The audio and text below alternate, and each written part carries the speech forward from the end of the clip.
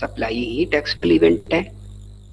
तो अब ये देखना है कि रिगार्डिंग टाइम कैसे ऐसे चीजें डील होती हैं, और रिगार्डिंग वैल्यू कैलकुलेशन कैसे कैसे चीजें डील होती हैं। तो आज के सेशन में फोकस होगा हम लोगों का रिगार्डिंग टाइम, और इसका यूज बहुत अच्छे से समझ लीजिए। इसका यूज इसलिए है कि because tax has a nature of, इस तरीके का नेचर है उसका, वो बदलता रहता है। अगर वो बदलता रहता है then what is going to be happen, अगर वो बदल रहा है तो उसके साथ में क्या होने वाला है कि हो सकता है कि जिस डेट को आपका ट्रांजैक्शन स्टार्ट हुआ हो उस दिन कोई दूसरा रेट हो, जिस दिन ट्रांजैक्शन कंप्लीट हुआ उस दिन कोई दूसरा रेट हो। ऐसी सिचुएशंस क्रिएट होती हैं। Then the time of supply, how it should be considered and which rate is going to be applicable, वहां पर इसका सबसे ज्यादा यूज है। ठीक, आप टाइम जब डिसाइड कर पाओगे then you are able to apply the rates. First you have to know about the clarity regarding the time, then you are able to apply the rates. और कभी कभी ये वेरिएशंस आ जाते हैं बिटवीन,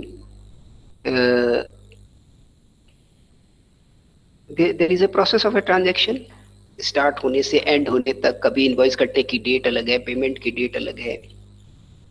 तो इन सब केसेस में किसको टाइम माना जाएगा, that is the issue. If you are able to decide the time, then you are very, you can say, the confident about the rate to be applied on such supply. Rate means on the value of the supply. तो value की बात अलग होगी कि उसमें क्या क्या जुड़ता है, कैसे होता है। Today session regarding the time, आपको इससे related the usability of time regarding the supply clear हो रही होगी बात कि ये कैसे होता है। अभी तो हम सप्लाई को समझे कि सप्लाई क्या है, इसके बाद ये सारी बातें आ रही हैं। तो जल्दी से हम लोग देखते हैं इसको कि how time is going to be dealt in case of supplies. तो section 12, 13 and 14 of the GST is related to the time of supply. इसमें थोड़ा थोड़ा सा आपको लिखना पड़ सकता है।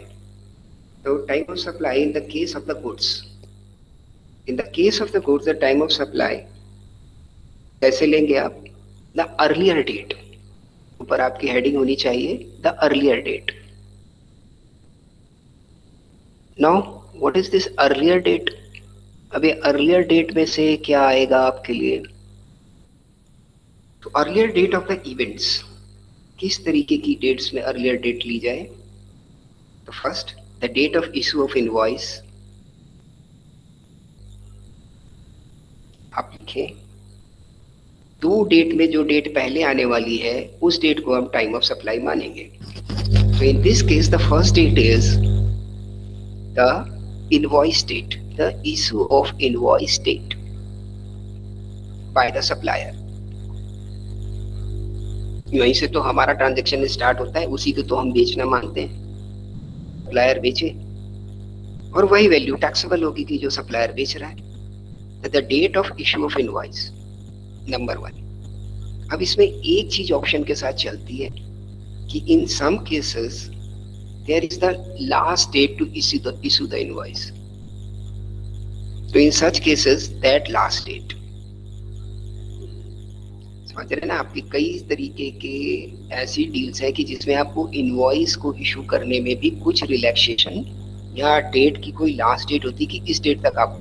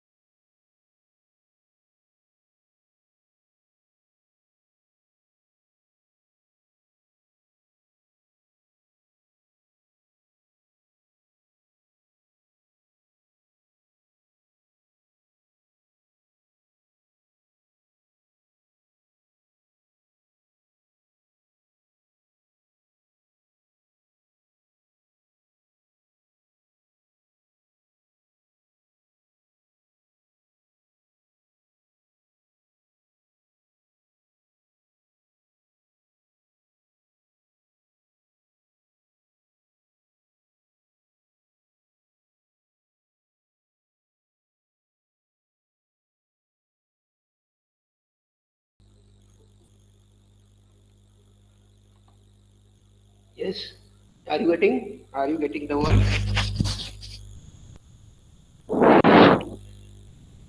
Yes, beta. Please respond. Are you getting the voice?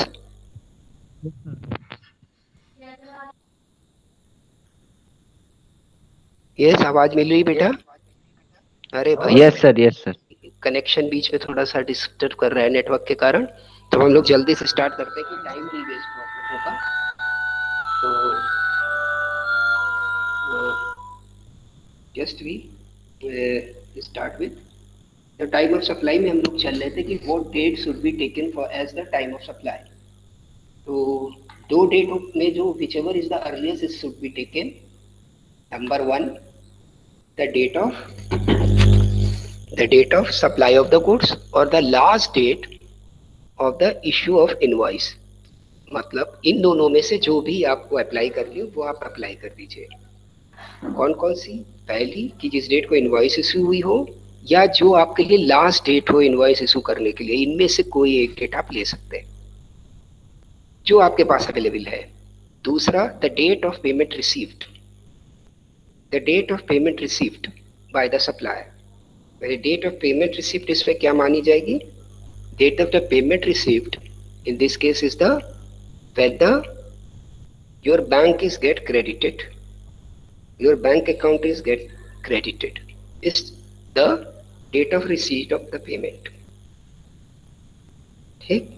या in which your book, accounting book, जब आप ये एंट्री उसमें डालें, the accounting entry passed in the book, इनमें से जो डेट अर्लियर होगी। देखो दो दो जगह पे अर्लियर आ रहा है। एक तो प्रॉपर अर्लियर है जो शुरू में लिखा जाना है, जिसमें आपको तुलना करनी है इनवॉइस की डेट की और पेमेंट की डेट की। ऐसे लिख लीजिए। बेस डिफरेंस आपको किस में देखना है? Whichever is the earlier, earlier the date of payment और द डेट ऑफ इनवॉइस। इनमें जो अर्लियर डेट होगी that should be counted as the time of supply. लेकिन जब हमारे पास इनवॉइस की बात आएगी तो वहां भी दो तरीके की डेटें हो सकती हैं। एक डेट वो हो सकती है कि जो जिसमें इनवॉइस इशू की गई हो। दूसरी डेट वो हो सकती है कि जो आपके पास लास्ट लिमिट है इनवॉइस इशू करने की। मतलब आपने इनवॉइस इशू की ही नहीं पूरे पीरियड में, ऐसे बिजनेस में आपके पास अपॉर्चुनिटी है, तो लास्ट डेट क्या हो सकती है उसकी, जब आपको रिटर्न फाइल करना है या what ever the provisions regarding that, तो वो डेट अपने आप डेट ऑफ इनवॉइस मान ली जाएगी। मतलब आपका पॉइंट 1 पर वो डेट लिखी जाएगी। Now the point two is the payment. In case of the payment दो तरीके की चीजें होती हैं। एक तो आप पेमेंट को बुक में रिकॉर्ड करते हो, दूसरी when you actually receive the payment means when your bank is get credited. इनमें से जो डेट अर्लियर होगी वो डेट ऑफ पेमेंट मानी जाएगी। तो अब एक डेट ऑफ पेमेंट आपने इन दोनों में से जो ढूंढी, किसमें से कि किस डेट को मेरा बैंक क्रेडिट हुआ या किस डेट में हमने बुक ऑफ अकाउंट में लिखा, उसमें कौन सी डेट पहले आ रही है, वो आपकी बनी डेट ऑफ पेमेंट। और दूसरी, इनवॉइस में जिस डेट को आपने इनवॉइस इशू किया या इनवॉइस इशू करने की जो सबसे लास्ट डेट थी, अगर आपने इनवॉइस नहीं किया तो वो डेट। तो ऐसे दो डेट आपके पास आ जाएंगी। इन दोनों में जो अर्लियर होगी that should be the considered as time of supply. Clear? Please इस पॉइंट पे क्लियर हुए हम लोग? Yes sir. ओके। कोई भी दिक्कत है तो आप उसको इसी जगह पे खत्म करते हुए चलेंगे, क्योंकि दो तीन इसमें चीजें आएंगी। This is the simple in the case of the supply of goods. जहां पर आप सामान को बेच रहे हैं वहां पर ये नियम लागू होगा। नाउ सेकेंड वन, दूसरा क्या होगा? व्हेन आवर सेल्स और we are depositing the tax under the reverse charge mechanism. थोड़ा सा नेटवर्क का इश्यू हो रहा है तो उसको कोप अप रखिएगा। 1-2 सेकेंड के लिए, मिनट के लिए अगर नेटवर्क लॉस हो तो please be in the meeting. जल्दी से जल्दी रिस्टोर करने की कोशिश करते हैं हम लोग, अगर कोई नेटवर्क इश्यू है तो। Now in the case where the tax is supplied on the reverse charge, तो रिवर्स चार्ज का सेपरेट सेशन हो चुका है जिसमें आप ये समझ चुके हो कि रिवर्स चार्ज से भी टैक्स जमा करना पड़ता है। तो जिनको वो सेशन नहीं था या कुछ हल्का सा रेफरेंस की बात है, तो रिवर्स चार्ज मतलब टैक्स हमेशा कौन जमा करता है? जो सामान बेच रहा है वो कलेक्ट कर लेता है सामान खरीदने वाले से, एकदम सिंपल टर्म्स में। रिवर्स चार्ज में क्या होता है कि वो उसको ही टैक्स जमा करना पड़ता है जो सामान खरीद रहा होता है। इसको बोलते हैं रिवर्स चार्ज। उसका सेपरेट सेशन है, उसमें आप पूरा अच्छे से देख लीजिएगा, पूरी बात समझ आ जाएगी। अभी बात क्या है कि आपने कोई सामान खरीदा, तो हम सीधे सीधे पैसे दे देते हैं दुकानदार को, including the value of tax as well the value of the product और द कमोडिटी, वो हमने दे दिया। Now it is the responsibility of such seller to deposit the GST to the government, though money is came from my pocket. But in the case of the reverse charge, now it is the duty of the purchaser to deposit the tax or pay the tax on behalf of the commodity or product which he is purchased or she is purchased। जो उन्होंने खरीदा है उसको वो खुद सरकार को भरेंगे टैक्स को। ठीक है ना? अब ये कैसे होता है, कब क्या होता है, ये उसमें आप देखें या किसी और दिन इसको डिस्कस किया जा सकता है। अभी हम लोग का सेशन टाइम ऑफ वैल्यू पर है, time and value of supply पर है। तो अगर रिवर्स चार्ज में सप्लाई हो रही है तो टाइम किसको मानेंगे हम? अगर रिवर्स चार्ज में सप्लाई हो रही है तो टाइम होगी नाउ द अर्लीस्ट, इनमें से जो डेट पहले आएगी। ऐसे लिखें आप, the earliest date should be the time of supply in the case of the reverse charge basis। ये आपकी broad headline बन गई। Now you are going to find the 3 dates। पहली डेट कौन सी होगी? The date of the receipt of goods, क्योंकि यहाँ पर टैक्स उसी को भरना है कि जिसको गुड्स मिल रहा है। पहले केस में तो टैक्स उसको भरना था जो गुड्स को बेच रहा है, सप्लायर, तो वहां सप्लायर वर्ड आ रहा था, यहाँ पे रेसिपेंट आ जाएगा। The date of the receipt of goods, जिस डेट को आपको सामान मिला, एक डेट ये हो गई। दूसरी डेट क्या हो गई? The date of payment. अब डेट ऑफ पेमेंट में आपको वही बात याद रखनी है कि जिस डेट में आपने अपनी किताबों में उस पेमेंट को चढ़ाया, when the payment is entered in the book, और when the payment is actually debited in the bank account, क्योंकि यहाँ पे आप पेमेंट कर रहे हो इसलिए वो डेबिट हो जा रहा है।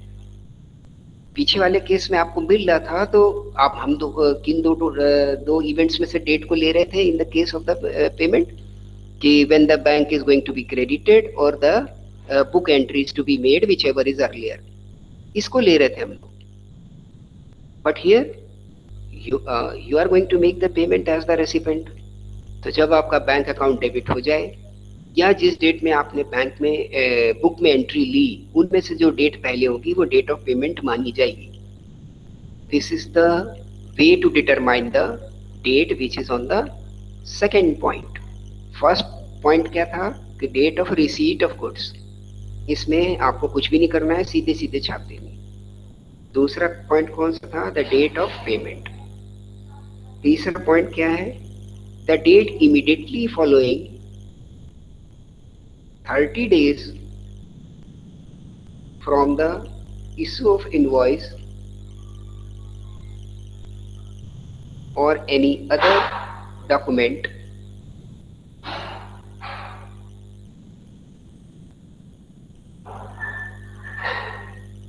in lieu, any other document in lieu from the supplier। ठीक। अब आपका जो सप्लायर है वो जनरली रिवर्स चार्ज मैकेनिज्म में अनरजिस्टर्ड डीलर होता है।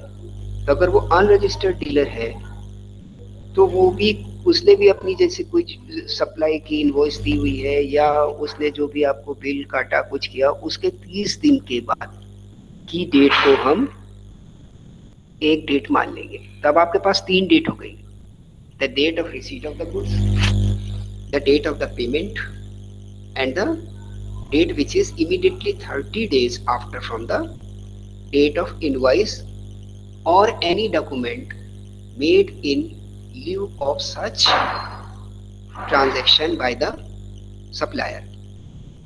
तो अगर सप्लायर के द्वारा सामान भेजने पर कोई भी डॉक्यूमेंट, कोई भी इनवॉइस, कोई भी इस तरीके की चीज कोई डेट आपको दी जाती है तो उससे 30 दिन की बाद की डेट, एक डेट आपकी रिसीट ऑफ द गुड्स और एक डेट द पेमेंट। इन तीनों में से whichever is earlier should be the date of supply in the case of reverse charge mechanism tax basis. Clear? इस पॉइंट पे बात क्लियर हो रही है? जी सर। चलिए, तो in the case of the time of supply we have discuss the 2 points. Number 1, the normal supply of the goods. Number 2, if supply is under the reverse charge mechanism. यहाँ पे आपने dated ढूंढ ली। तीसरी बात क्या आती है हमारे पास? तीसरी चीज आती है when the supply is made by the vouchers, जो वाउचर्स के थ्रू सप्लाई हो रही हो। वो बिजनेस में आप देखते हैं ना, सब तरीके की चीजें रन करती हैं, very much the reality connect type of subject we are studying. तो रियलिटी में जो जो चीजें सामने आती हैं that should be dealt by the accounts as well as by the taxes, तो उनको डील करना है। कुछ लोग अनरजिस्टर्ड से खरीदते हैं, उसको भी उसने डील कर लिया रिवर्स चार्ज मैकेनिज्म में। कुछ लोगों का प्रॉपर है तो वो पहला केस हो गया। तीसरा केस के अगर वाउचर से पेमेंट्स हो रहे हैं, वाउचर से सप्लाई हो रही है, तो आपको क्या करना है? What will be the time of supply in this those cases? जल्दी से लिखें फटाफट से। The date of issue of voucher, the date of issue of voucher if supply is identifiable.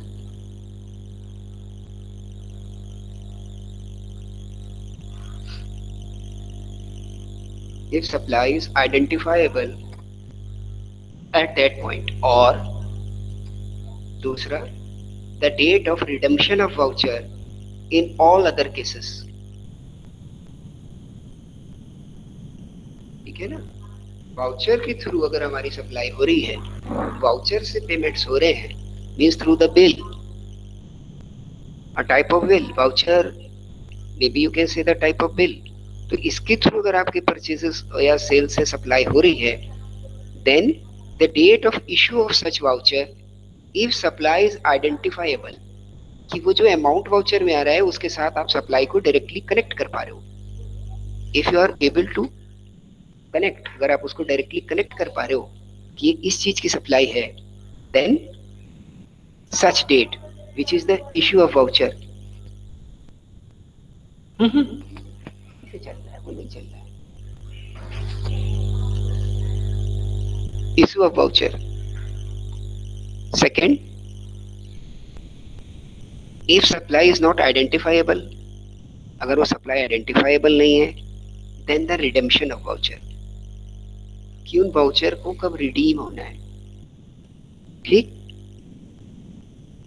इनमें से जो डेट होगी आपके पास, that should be considered the time of supply in the cases of supplies which are made by the vouchers.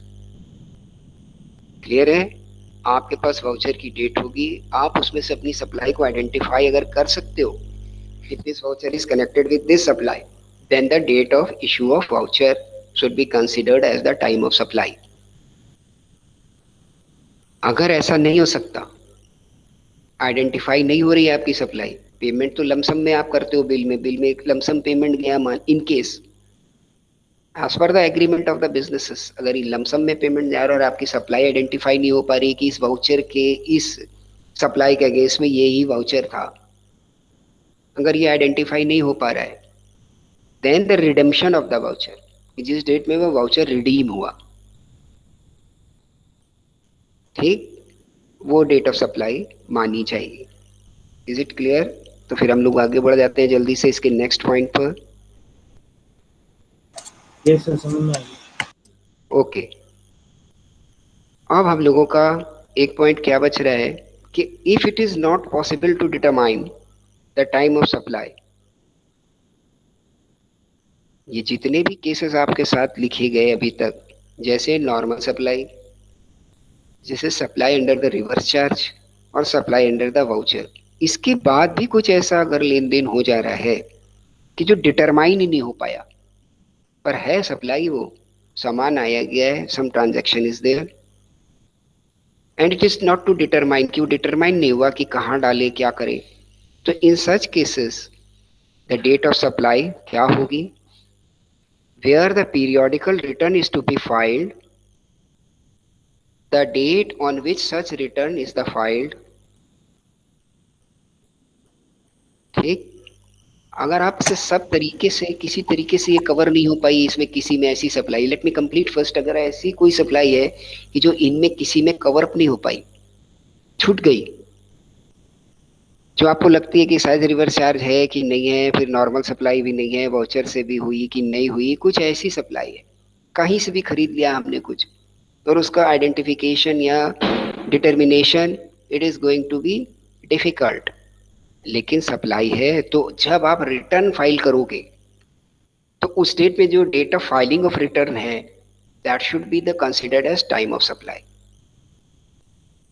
और वहां तक भी अगर आप चूक रहे हैं और आइडेंटिफाई नहीं कर पा रहे हैं, ढूंढ नहीं पा रहे हैं, तो on the date on which you are going to pay the tax, क्योंकि जब आप रिटर्न फाइल करते हो उसके बाद भी टैक्स जमा करने में भी हो सकता है कुछ दिन की देरी हो, कुछ हो, तो जिस डेट तक आप टैक्स जमा करने जा रहे हो वो डेट फिर डेट ऑफ सप्लाई कंसिडर की जा सकती है। इन दिस केसेस वो कंसिडर होगी। Okay, now if you have any query तो वो आप पूछें। नहीं सर, ठीक है। ठीक है, तो ये अब आपकी निकल के आ गई द टाइम ऑफ सप्लाई। तो इसमें हम लोगों ने कितने तरीके की पॉइंट्स को बेसिकली डील किया। Number 1 normal supply of the goods, number 2 reverse charge mechanism supply, number 3 when the supply made by the vouchers. फिर उसके बाद क्या डील किया कि जो इन तीनों में कवर अप ना हो और डिटरमाइन नहीं हो पाई हो, in such cases what is the date of supply. तो इस 4 पॉइंटों को हम लोगों ने डील किया। नाउ इसमें सबसे आखिरी बात क्या है, वाई डेट इज इंपॉर्टेंट। तो एक इशू तो मैंने आपको बताया कि date is important in the terms of applicability of the rates, as well as date is important in the terms of value of such supply, क्योंकि चीजों की वैल्यू भी डेट के हिसाब से कम ज्यादा होती रहती है। क्लियर। नाउ तीसरा, ये जो सप्लाई है आपकी, इसमें डेट का इशू क्या है। डेट का इशू आपको, ये डेट अगर मिल जाएगी तो आपको ये भी पता चल जाएगा कि this date should be fall under the which return category और इन विच टाइम पीरियड, और against this date the last maximum limit to file the return is what, ये सारा आपको पता चल जाएगा। तो अगर उसको आप क्रॉस कर जाते हो, उसको आप अपने रिटर्न में टाइम से नहीं डालते हो, then the penalty, then the late fine, then other charges और the delay payment charges can be applied on basis of such date which is determined under the given provisions which we have discussed just earlier। ठीक, और ये जो extra charge आपके ऊपर आ जाएंगे due to the delay of the payment, due to the penalty, due to the fees, or due to any type of consequences which is arises through the delay of the payment, that will be the in addition to the tax liability which was actual, उसके ऊपर वो बढ़ के लग जाएंगे।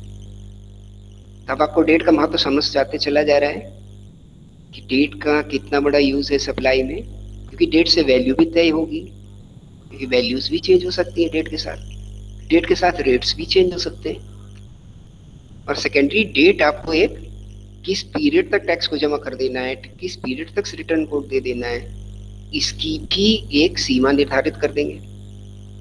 और जब इसकी भी बाउंड्रीज क्लियर हो जाएंगी, देन द पेनल्टीज, फाइन्स, ये सारी चीजें होने लग जाएंगी इफ द पेमेंट और the return filing is delayed and such value is in addition of tax liability. So now I think some things are going to be clear in your mind regarding the dates। तो एक छोटा सा example discuss कर लेते हैं जिससे ये पता चलेगा कि whatever you have heard, how much is going to be conceived, या कुछ भी आपने नोट किया है तो उसको आप मिला सकते हैं। तो वन ट्रेडर मिस्टर एक्स इन्होंने कोई सामान मिस्टर वाई को बेचा, नोट करते जाइएगा, mister X is the seller, mister Y is the purchaser, यहाँ पर आप बोल सकते हो mister X is the supplier, mister Y is the recipient. ये टर्म बेसिकली ज्यादा यूज होने वाले हैं in the GST. X is the supplier and Y is the recipient. Now the date of invoice is 15th March। अच्छे से लिखिए, the date of invoice is the 15th March 2018। The date of payment. The date of payment was received on 31st March 2020. The date of invoice. Yes, repeat करता हूँ भैया मैं फिर से. I am going to repeat it. The date of invoice is 15th March 2020, invoice issue date. The payment received by the supplier on 31st March 2020, and the goods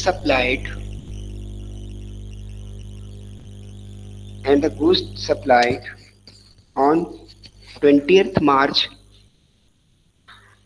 20।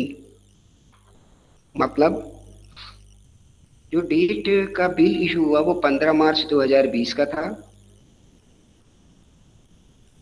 और जिस date को payment receive हुई वो 31 मार्च 2020 की है, and जिस date को good supply हुआ वो है 20 March. Now tell me what will be the date of or the time of supply in this given example.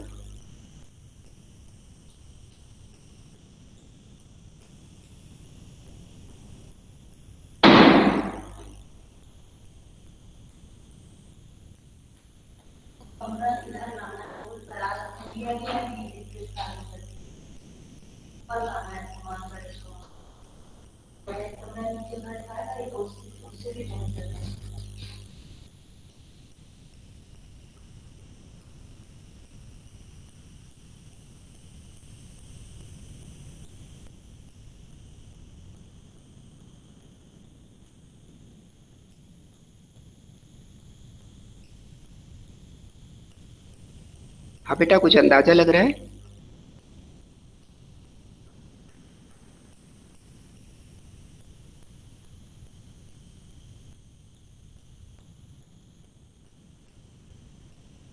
The date of invoice.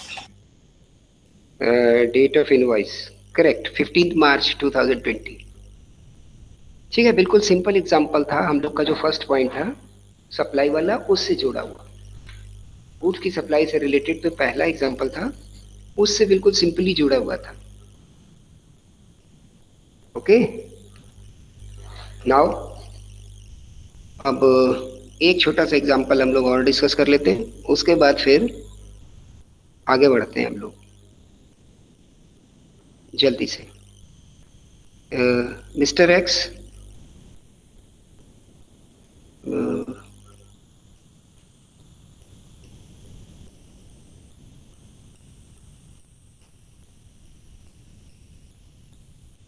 okay, Mr. X render some services on 10th April 2018। 10th April 2018। भी services के तो आपसे discuss हुआ नहीं है। Okay, तो services पे तो दिक्कत होगी। चलिए अब जल्दी से हम लोग सर्विसेज का डिस्कस कर लेते हैं। ये तो गुड्स से रिलेटेड सारी बात थी। तो time of supply in the cases of the services तो काफी कुछ सिमिलर होगा, लेकिन थोड़े थोड़े से चेंज हो जाएंगे। जल्दी से उसको नोट डाउन कर लेते हैं। तो time of supply in case of the services the earliest of the following dates, उसी की तरीके से चलेगा कि जो भी हमारी डेट है पहले से, उसमें से सबसे अर्लीस्ट डेट है वो हमको लेनी है। द अर्लीस्ट डेट, तो किस किस में से अर्लीस्ट डेट लेनी है हमको? The date of issue invoice. अब सर्विसेज की बात हो रही है बेटा, बहुत ध्यान रखिएगा। वो जो केसेस थे वो किसके थे? गुड्स के। Because GST is going to be applied for the goods and services both. तो in the case of the goods तो आपने पढ़ लिया क्या क्या होने वाला है। Now in the case of the services, services के केस में क्या क्या होने वाला है। तो in the case of the services, number one, the time of supply shall be determined by the following dates whichever is the earlier। इनमें से जो डेट सबसे पहले आएगी उसको हम टाइम ऑफ सप्लाई बनाएंगे। अब जल्दी जल्दी से हम देखते हैं कि ये डेट है कौन सी, जैसे उसमें हम लोगों ने ढूंढा था तो इसमें भी ढूंढेंगे। पहली date, the date of issue of invoice by the supplier.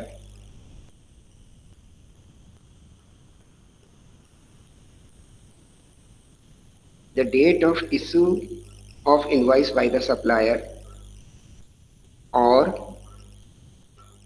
the date of receipt of payment whichever is earlier।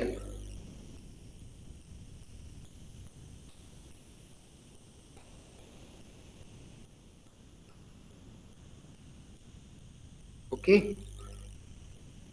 सीधे सीधे वो आपको बोला date of issue of invoice और the date of receiving of the payment whichever is earlier should be considered as the time of supply for the purpose of deciding or determining the date in the case of the supply of services।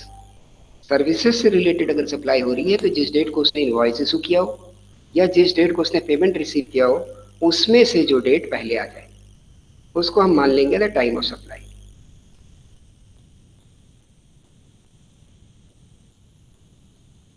Now दूसरे cases देखते हैं हम लोग। इतनी इतनी देर से join करने वाले लोग, कमाल है। और दूसरा केस देखते हैं हम लोग।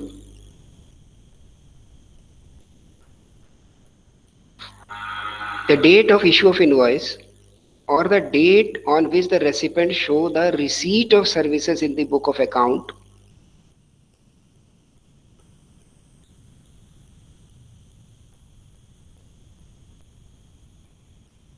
whichever is earlier। अब ये कब होगा? बहुत ध्यान लगाए रहिएगा क्योंकि थोड़ा थोड़ा सा ये हल्का सा आपके लिए नया है और हल्की हल्की दिक्कत भी दे रहा होगा। मेरी कोशिश है कि इसको बहुत आसान शब्दों में बात करते हुए मैं चलूँ, कुछ भी कठिन टर्म्स और इस तरीके की चीजें मैं जोड़ नहीं रहा हूं अपनी तरफ से। ठीक, तो हम लोग इसको जल्दी से देखते हैं कि उसने बोला सबसे सिंपल केस सर्विसेज के केस में कि जो उसकी इनवॉइस की डेट हो या जो उसको पेमेंट मिला हो उसमें से जो डेट पहले हो वो आप रिकॉर्ड कर लो। फिर बोलता है कि अगर आपने इनवॉइस को इशू नहीं कर पाए as per the time limit तो जो लास्ट डेट आएगी आपकी, अगर आपने इनवॉइस इशू नहीं की तो जो आपकी लास्ट डेट मतलब डेट फाइल रिटर्न फाइल करने के आसपास की जो लास्ट लिमिट डेट है वो डेट ले लेंगे या रिसीव ऑफ द सर्विसेज इसमें से जो डेट होगी अर्लियर वो ले लेंगे। ये बन गया दूसरा। पहला केस बिल्कुल अलग है कि एकदम सिंपली सब कुछ हो गया, सप्लाई भी हो गई और इशू इनवॉइस भी इशू हो गई और पेमेंट भी रिसीव हो गया, इसमें से जो डेट पहले है वो ले लो। दूसरा केस क्या हो गया कि अगर आप मान लीजिए इनवॉइस इशू नहीं कर पा रहे तो जो लास्ट डेट जहाँ तक है वो डेट ले लेंगे और रिसीट ऑफ द पेमेंट ले लेंगे, इनमें से जो अर्लियर होगा वो हो जाएगा। अब ये दोनों केस अगर नहीं हो रहे हैं तो ये तीसरा वाला केस होगा कि जब आपने सर्विसेज को बुक में रिकॉर्ड किया वो डेट मान ली जाएगी। समझ आता जा रहा है बिल्कुल इजीली। पहले दो पॉइंट क्या है? First one is the very simple कि इनवॉइस इशू करो और पेमेंट लो, इनमें से जो डेट पहले हो that is the time of supply. दूसरा केस ये है कि इनवॉइस को इशू करने में आप लेट है तो इनवॉइस की जो लास्ट डेट है या जिस डेट को पेमेंट मिला वो मान लेंगे। तीसरा केस कि इनमें से कुछ भी नहीं हो पाया अगर किन्हीं कारणों से तो date on which the recipient so the receipt of supply. अरे आपने किसी को सप्लाई किया होगा कोई सर्विसेज, तो उसने तो अवेल की होंगी। आपके पास अगर किन्हीं कारणों से डेटा नहीं है, गायब हो रहा है, नहीं मिल पा रहा है, तो जिसने आपकी सर्विस अवेल की है तो उसने तो अपनी बुक्स में रिकॉर्ड किया होगा कि इस डेट को ये सर्विस अवेल हुई है। तो उसकी डेट को हम पिक कर लेंगे for the purpose of your time and supply. This is the third clause. तो सर्विसेज के केस में आपने 3 क्लॉज देखे टाइम से रिलेटेड। क्लियर हो रही है बात? पहला बिल्कुल सिंपल केस है कि इनवॉइस इशू करो और पेमेंट लो, इसमें से जो डेट अर्लियर हो। दूसरा केस है कि इनवॉइस इशू का with in the time limit आप नहीं कर पा रहे हो। एक तो लास्ट डेट आपको लेनी है और रिसीट ऑफ पेमेंट की डेट आपको लेनी है, विच एवर इज अर्लियर। अब ये दोनों ही नहीं हो पाए, मतलब नॉर्मल सब सर्विस का केस नहीं है। दूसरा, डेट के देर होने से और पेमेंट होने का भी आपके पास कोई रिकॉर्ड नहीं है। ये सप्लाई है, किन्हीं कारणों से आप उसको डिटरमाइन नहीं कर पा रहे, बता नहीं पा रहे। तो जिसने रिसीव की होगी उसके पास एंट्री होगी, तो उसने जिस डेट को रिसीव की है that date should be considered as the time of supply for your taxability और सप्लायर्स टैक्सेबिलिटी। क्लियर है ये बात? Is it clear? Yes sir. ठीक। अब एक चौथा पॉइंट आएगा in the case of the supply of the services, कि अगर सप्लाई ऐसी है कि जिसमें रिवर्स चार्ज है, कि इसमें जो रिसीट करने वाला है उसी को टैक्स पे करना है, तो उन केस में क्या होने वाला है? The date of payment entered in the book of recipient. ठीक।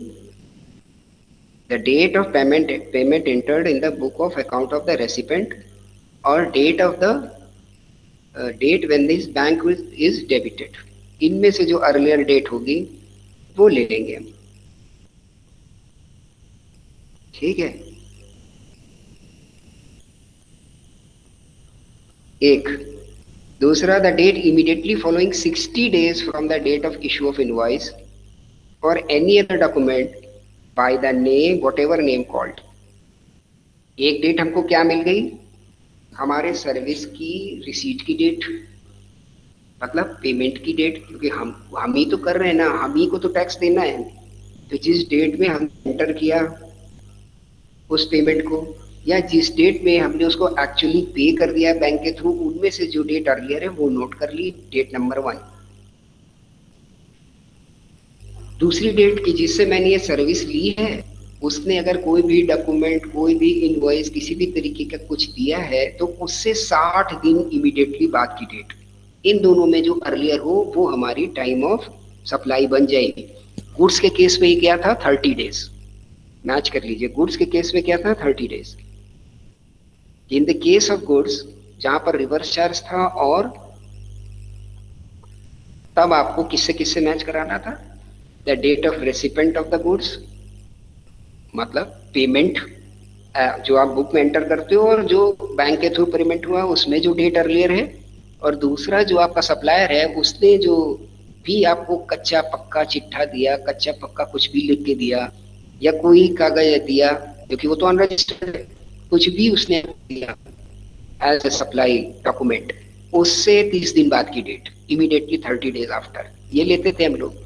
इन the case of services 60 days after, क्योंकि आपके पास बहुत सारी ऐसी सर्विसेज होती है जिसमें आप बिल प्रोड्यूस करने की स्थिति में नहीं होते। जैसे किसी प्लम्बर से काम कराया है, वो रजिस्टर्ड नहीं है, किसी इलेक्ट्रिशियन से काम कराया, all those are the under the umbrella of services, पर वो रजिस्टर्ड नहीं है और आपकी कंसर्न है और आपका बड़ा काम है, तो उसमें आपकी ये plumbing as well as the electrification, ये सब दिख रहे हैं साफ साफ आपके लेआउट में। तो इनके चार्जेस कराए तो होंगे, अपने आप तो हो नहीं गए, तो आप बोलोगे हाँ कराए थे यार, पर वो रजिस्टर्ड डीलर नहीं था, रिवर्स चार्ज का लोड आएगा, कोई पर्चा वो देगा, तो उससे 60 दिन, या जिस डेट को आपने पेमेंट किया उसमें से जो अर्लियर डेट है वो मान ली जाएगी टाइम ऑफ सप्लाई। ठीक। तो कितने कितने केस हो गए? सिंपल वाले केस हो गए, रिवर्स चार्ज का केस हो गया। अब फिर वही वाला आ जाएगा हमारे लिए अगला, वाउचर वाला। इन the case of vouchers, what is going to happen? In the case of the vouchers, बिल्कुल सेम लाइन है, date of issue of voucher if supply regarding the services is identifiable. बिल्कुल सेम है, वहां पे goods की जगह आपको केवल सर्विसेज रख देना है. Date of issue of voucher shall be considered in the case of supply of services if the supply is identifiable against that voucher. अगर वो आइडेंटिफाई हो सकती है, आइडेंटिफाइएबल है, then it is the date of issue of voucher. But if it is not identifiable, same thing is going to be repeated on the redemption of such voucher. जब वो voucher redeem होने वाला है. Okay, बिल्कुल same repeat हो गया है. तो गुड्स और सर्विसेज का पहला बिल्कुल नॉर्मल पॉइंट, फिर उसके बाद में आपका रिवर्स चार्ज का पॉइंट, फिर वाउचर से रिलेटेड सप्लाई का पॉइंट, फिर चौथा आता है कि इन सब में भी आपको अगर आइडेंटिफाई नहीं हो रहा है, you are not able to determine, then the time when the periodical return is to be filed is the date of time of supply. वो आपके लिए टाइम ऑफ सप्लाई मानी जाएगी. और when you are going to pay the taxes, then it is going to be the time of supply. Clear है? एक दफा इन सारे पॉइंट्स को देख लीजिए 2-3 मिनट में, सप्लाई से रिलेटेड. और फिर उसके बाद कोई क्वेरी हो तो उसको पूछ लीजिए जल्दी से. यस, हाँ, रिवर्स चार्ज ऑफ सप्लाई में बेटा वही है कि आप ऐसे लोगों से सप्लाई ले रहे हो कि जो अनरजिस्टर्ड है, तो उसमें टैक्स आपको पे करना है. जब आपको टैक्स पे करना है तो सप्लायर तो आपको कुछ देगा नहीं, ना इनवॉइस कटेगी ना कुछ होगा, क्योंकि वो तो अनरजिस्टर्ड है, उसकी इनवॉइस का क्या मतलब. तो उसमें हम 2 डेट लेंगे. एक डेट जिस डेट में हमने पेमेंट को एंटर किया, या जब वास्तव में हमारे बैंक अकाउंट से पेमेंट डेबिट हो गया, यानी जब हमने उसको पेमेंट दिया. इन दोनों में जो डेट अर्लियर हो गई वो बन जाएगी डेट नंबर 1. दूसरी डेट क्या बनेगी? अगर उसने कोई ऐसी पर्ची या कुछ आपको दिया है, अगर लगा हुआ है, अगर नहीं दिया है तो ये जो डेट आपने निकाली बैंक अकाउंट डेबिट और bank account enter in the book की डेट, इनमें से जो अर्लियर है that should be the considered as the time of supply. लेकिन if it is provided you any type of document regarding the supply, जिससे आपने लिया, उसने कुछ भी कच्चा पक्का कोई बिल कोई पर्ची अगर आपको बना के दी, तो उस पर्ची से इमीडिएटली 60 डेज आफ्टर की जो डेट है वो बन जाएगी डेट नंबर 2. इन दोनों में जो डेट अर्लियर होगी that will be the considered as time of supply. वो टाइम ऑफ सप्लाई मानी जाएगी. क्लियर? ये वाला सेकंड वाला पॉइंट में नहीं है, डेट ऑफ पेमेंट वाला समझ में आ गया सर, पर जो आपने पर्ची बताया. तो फिर से मैं दोहराता हूँ इसको. रिवर्स चार्ज मैकेनिज्म में, रिवर्स चार्ज मैकेनिज्म में date of supply in the case of the services, how you are going to determine, कैसे डिटरमाइन करने वाले हैं उनको?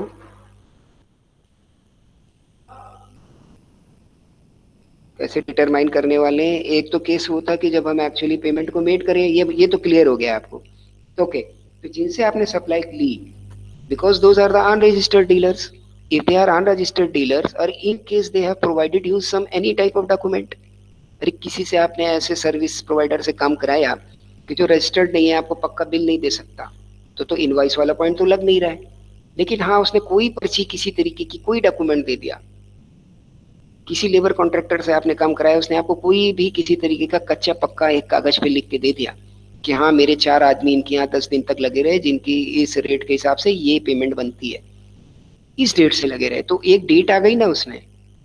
किसी प्लम्बर से कोई काम कराया, किसी से कुछ कराया, तो एक डेट अगर वो दे रहा है उसमें अपने any type of document, if is providing any type of document, then in such cases, अगर वो किसी भी तरीके का डॉक्यूमेंट आपको प्रोवाइड करा रहा है, तो in such cases what is going to happen, आप क्या कर लोगे जल्दी से उसमें, अगर किसी भी तरीके का कोई भी अगर आपको प्रोवाइड करा रहे तो वहां से 60 दिन ले लेंगे हम लोग। तो एक डेट ये निकल के आ जाएगी 60 डेज, क्योंकि इसके साथ इफ लगा हुआ है कि अगर देता है तो, अगर नहीं देता तो हम जिस डेट को पेमेंट कर रहे हैं उन्हीं में से जो हमको बैंक से या बुक एंट्री से मिल रही है उसको ले ले रहे हैं हम। ठीक है ना। अगर वो दे रहा है तो ये 60 दिन वाली एक डेट और डाल देंगे हम, और इन दोनों में जो अर्लियर होगी means against the payment as well as against the documentary evidence after 60 days, उसकी जो डेट आ रही है इन दोनों में से जो डेट होगी उसको मान लेंगे। ओके, तो यहाँ तक की हमारी आपकी सारी बात हो गई। और आप वही बात आ गई कि इनमें से आप अगर किसी में भी ना ढूंढ पाओ तो date of file of the return और the date on which the tax is actually paid. तो ये सर्विसेज से रिलेटेड और गुड्स से रिलेटेड कुछ डेट्स के विषय में हम लोगों ने सारी बातचीत कर ली है। क्लियर। तो कल का टॉपिक हम लोग का रहेगा that is the if this dates falls. अब आपने एक एग्जांपल से डेट को लगाना और करना भी सीख लिया। अब अगर ये डेट कुछ इस तरीके से आ जाए कि कोई डेट पहले और कोई डेट बाद में, इनके बीच में रेट चेंज हो रहा है, if the tax rate is going to be change, amendments होते रहते हैं ना कि आज इसका 12 है, फिर सरकार बोलती है नहीं अब कोविड लग गया है, इन आइटम से हमने टैक्स हटा लिया है। ऐसे किसी भी आइटम के वो कम कर सकती है, ज्यादा कर सकती है, बढ़ा सकती है। That is the description of the government और the tax department. If these dates are, ये ऐसा फॉल करती है कि इनके बीच में चेंज ऑफ रेट है, वो कैसे डील होगा, कल का ये पॉइंट होगा। ठीक, तो इसको थोड़ा सा देख आएंगे आप तो हम लोगों के लिए और आसानी होगी। Now if there is any query regarding today's session तो उसको फटाक से जल्दी से पूछ लीजिए। यस, एनी क्वेरी बेटा?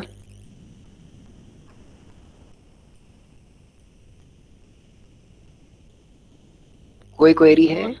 No sir. Okay okay, then thank you very much, have a nice meeting. Thank you. Have a nice day. Thank you, sir. Thank you बेटा। Thank you, sir. Thank you all of you.